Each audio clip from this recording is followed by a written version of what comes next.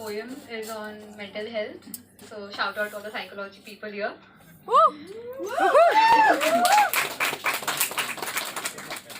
And it's called My Pulled Up Sleeves.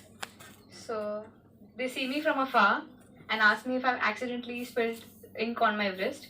And I say yes. But when they come to see me near, they try to rub it off and they realize it's a tattoo. So then they ask the question, out of all the things in the world you could have got, words, poems, symbols, you got a semicolon. And I say, yeah. And then the question follows, so are you grammar obsessed or have you dated a Java coder? So I say, none of those, but maybe. But I want to tell them the real reason, but I can't. The same reason I could not tell my 8th standard class teacher that the math question she asked me, I knew the answer, but I could not tell.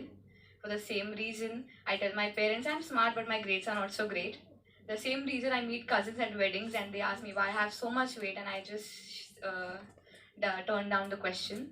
But once in a blue moon, someone would come and sit nearby, hold my hand, and pull up my sleeves a bit. And then they would notice the tattoo and they would also know the meaning. But then they would also ask the question, how does this small tattoo cover up such a great meaning of your life? And I explain them because only once in a while you find somebody who is worth explaining the meaning to. I tell them that, do you know the hyphen that separates the year of life and death on a tombstone? My tattoo has the same size of that.